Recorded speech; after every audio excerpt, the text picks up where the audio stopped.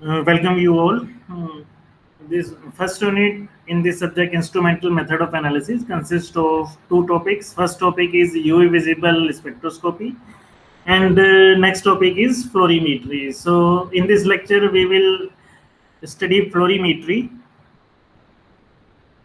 Uh, First of all, definition of fluorimetry. What is fluorimetry?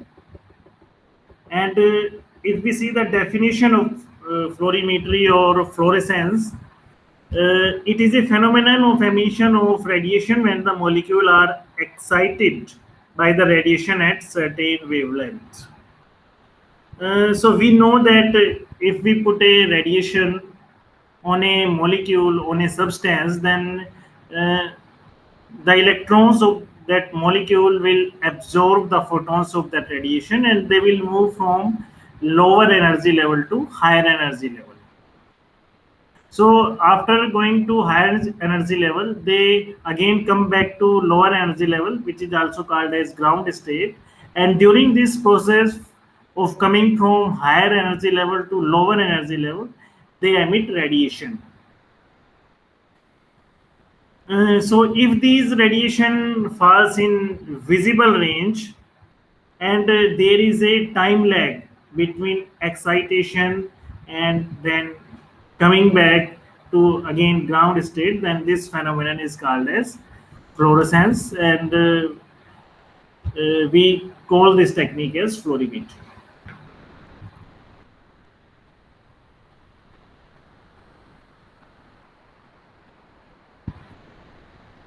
Now, what is fluorimetry? It is measurement of fluorescence intensity at a particular wavelength with the help of a filter, fluorimeter, or a spectrophlorimeter.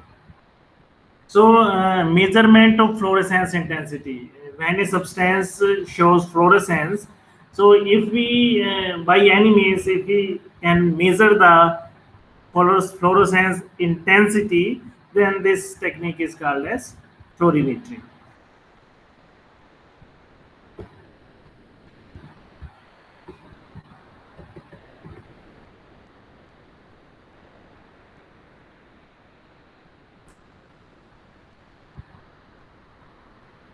Now, principle. What is the principle of fluorimetry?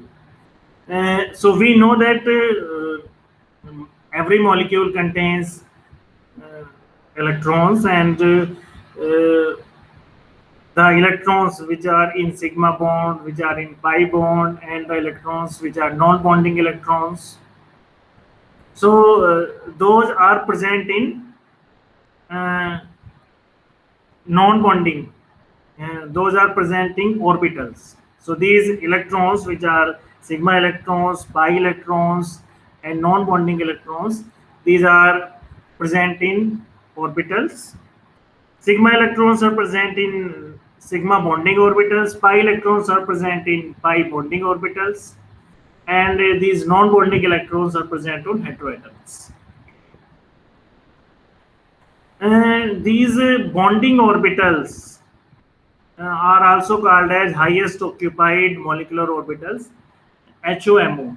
HOMO. It has least energy and more stable.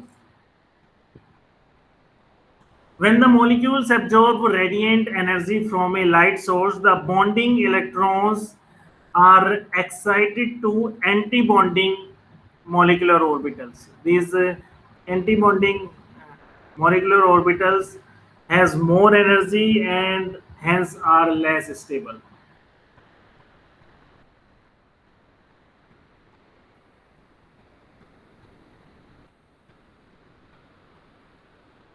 Now, this process of promotion of electron from bonding orbital to non-bonding orbital, that is from HOMO to LUMO, with the absorption of energy, is called as excitation.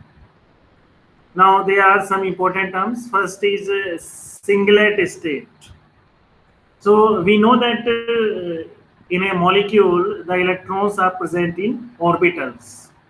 So a state in which all the electrons in a molecule are paired, means in every orbital two electrons are present, and in opposite spin state, then they are called singlet state. Then doublet state, a state in which unpaired electrons is present, means only one electron is present in the orbital, then this is called as doublet state. Triplet state, a state in which unpaired electrons of same spin are present, that is called as triplet state.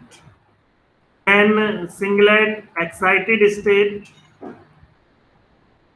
Singlet excited state is a state in which electrons are unpaired but of opposite spin.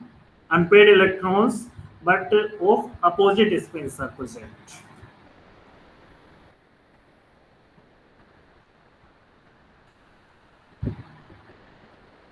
Now, when a light of appropriate wavelength, appropriate wavelength here means light of UV and visible light that which we can see fall in UV and visible region. So, when light of appropriate wavelength is absorbed by a molecule, the electrons are promoted from singlet ground state to singlet excited state. This is important point. When light of appropriate wavelength is incident on a molecule, then electrons of the molecule are excited from singlet ground state to singlet excited state. Once the molecule in this excited state relax, after going to excited state, the electrons get relaxed and they come back to original ground state. Now this relaxation process can be of three types. The first one is collisional deactivation, second is fluorescence, and third is phosphorescence. So there are three means by which the electron which is in excited state comes back to ground state. First is collisional deactivation, second is fluorescence, and third is phosphorescence.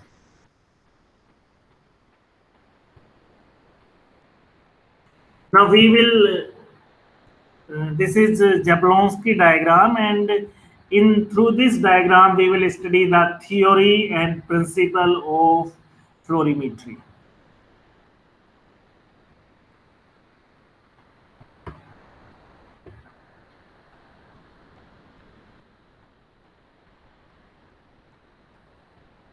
Now this is Jablonski energy diagram, and through this diagram we will study theory and principle of fluorimetry.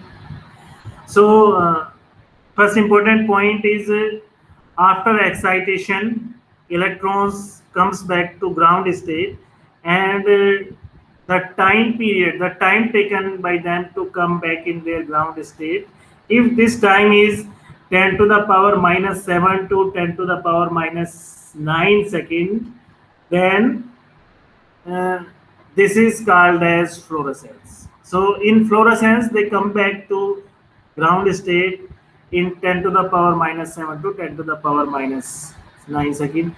If the time lag is from 10 to the power minus 3 second to 100 second, if this is 10 to the power minus 3 to 100 second, then this is called as phosphorescence. So as we studied in previous slides that when a light of appropriate wavelength is incident on a molecule, then electrons from ground state are excited to excited state, from ground energy level to higher energy level, or we can say that from ground singlet state to excited singlet state. So we can say that this S0 is ground singlet state.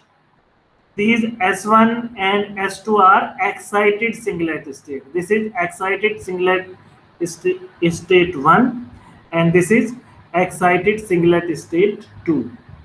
So the electrons can move from ground state to excited singlet state 1, or from ground state to excited singlet state 2. So after going into this excited singlet state, for example, a electron. Now this singlet state contains vibrational energy states. There's, as you can see in this diagram, this S2 singlet state contains five vibrational energy states. So every excited singlet state contains various vibrational energy states.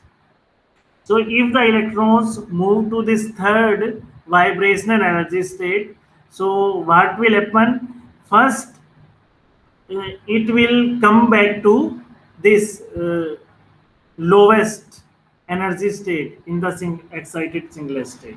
For example, electron is excited to this state. For example, third vibrational energy state in S2, then it may come to this lower energy state in this excited singlet state. Then this process is called as internal conversion.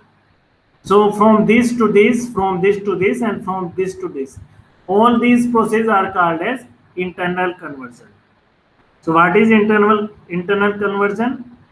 This is movement of electron from higher vibrational energy state to lowest vibrational energy state inside excited singlet states is called as internal conversion. So first electron moves to this lowest vibrational energy state, and from this lowest vibrational energy state is come back to ground state.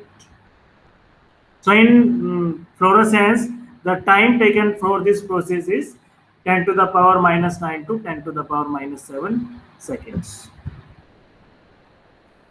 Now in some cases, if the energy level, as you can see here, this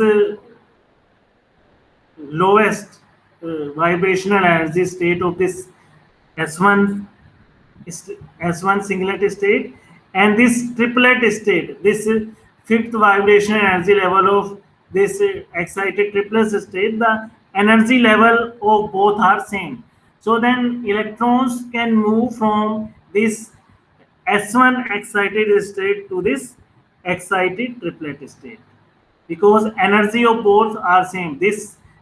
Uh, as this energy level and energy level of this triplet state both are same, so electron can move from here to here, and this movement of electron from excited singlet state to excited triplet state can result in phosphorescence. So if electron move from excited singlet state to excited triplet state, and from this excited triplet state it goes to ground state.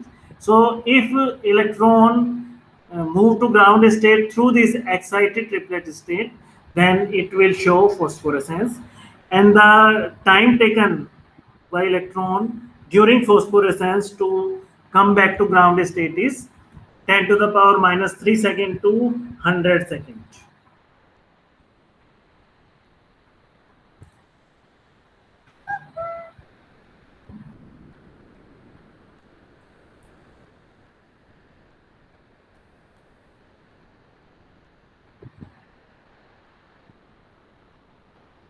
Now, once again, in previous slides we studied that there are three processes by which excited electron can come back to ground state.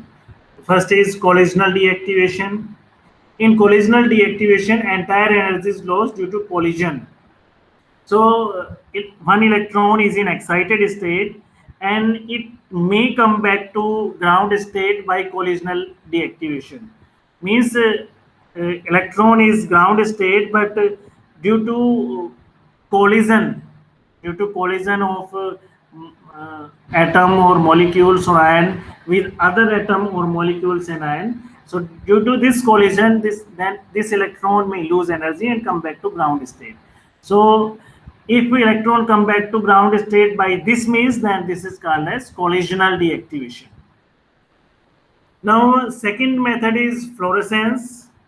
In fluorescence, electron is excited from ground singlet state to excited singlet state, and from excited singlet state, it again comes back to singlet ground state with emission of light.